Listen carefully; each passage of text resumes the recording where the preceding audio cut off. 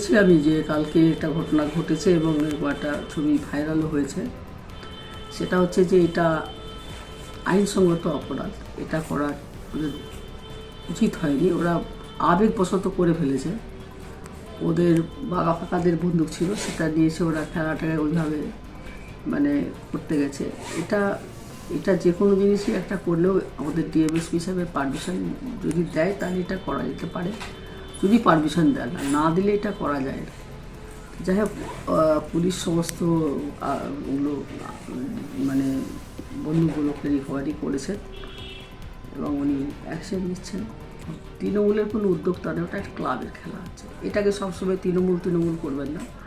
তৃণমূলের কোনো খেলা নয়। বিধানসভাটা তৃণমূল কংগ্রেসের থেকে জিতেছি আমরা, পঞ্চায়েত আছে আমাদের। খেলাটা একটা ক্লাবের করেছে। কী নামটা আমি মনে করতে পারছি না ক্লাবটা। টিকটক। হ্যাঁ, টিকটক কোনো ক্লাব, একটা ক্লাব থেকে খেলাটা হচ্ছে। দলীয় কেউ থাকলে কি ব্যবস্থা কোন করা হবে? দলীয় কেউ না, দেখেন আমরা খেলাতে গেছি, আমিও যেতে পারতাম, আমারও যাওয়ার কথা ছিল, কিন্তু খেলার আগে যদি কেউ এটা করে থাকে তাহলে তো ওখানে কারোর দোষারোপ করা যায় না। উদ্বোধন আগে যদি এটা খেলার পৌঁছাবার আগে যদি উদ্বোধন করে থাকে কারণ কিছু করা যায় না। জানি না এবার ওই মজা করার জন্য, মানুষকে ভয় দেখানোর জন্য বন্দুকটার লাইসেন্স মনে হয় এই সরকার দিয়েছে। কারণ তৃণমূলের এটা সংস্কারে দাঁড়িয়েছে। খুন, ধর্ষণ, বোমাবাজি, গুলিবাজি এটা তাদের বর্তমানে কালচার হয়েছে তৃণমূলে।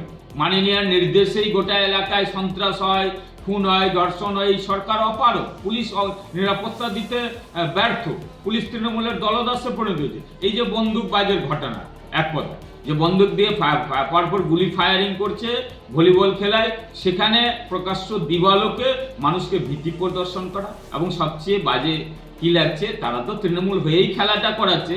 তৃণমূলের জেলা পরিষদ বলুন, লোকাল প্রধান থেকে শুরু করে, লোকাল অঞ্চল সভাপতি থেকে শুরু করে এবং জেলার নেতৃত্বরা উপস্থিত আছে, তাদের মদতেই বন্দুকের ফায়ারিং চলছে।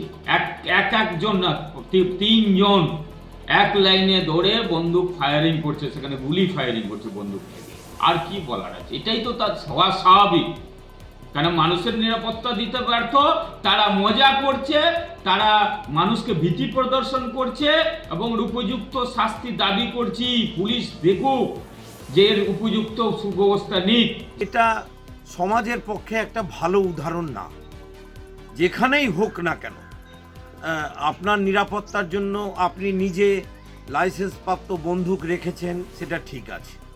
আমরা সচরাচর দেখি খেলার উদ্বোধন হলে হচ্ছে পায়রা উড়ায়, বেলুন ওড়ায়, এগুলো আমরা সাধারণত দেখি এবং এটাই সমাজের একটা চিরাচরিত প্রথা। এমন কিছু উদাহরণ তৈরি করব না যে উদাহরণ সমাজের কাছে একটা খারাপ বার্তা দেয়।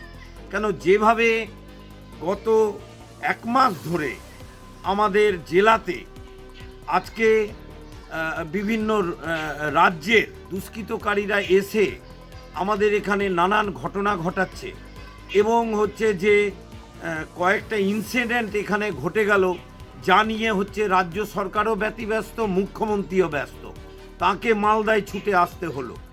আর এইভাবে যদি কেউ মনে করেন খেলার উদ্বোধনের জন্য কেউ বলবার চেষ্টা করছেন এটা নাকি ট্র্যাডিশনাল যদি হয় ব্রেক করা উচিত। সমাজে এমন কোনো উদাহরণ তৈরি করব না যে উদাহরণ পরবর্তী প্রজন্ম, তরুণ যুব সমাজের কাছে একটা খারাপ বার্তা দেয়। আমি মনে করছি যে কালকের ঘটনা বা এই ধরনের ঘটনা যদি কোথাও ঘটে, অনেক সময় শারদ উৎসবের সময় অনেক জায়গাতে এই হচ্ছে যে অনেকেই লাইসেন্সপ্রাপ্ত বন্দুক নিয়ে এই ঘটনা ঘটান। কখনোই এই উদাহরণ সমাজের গ্রহণযোগ্য নয়।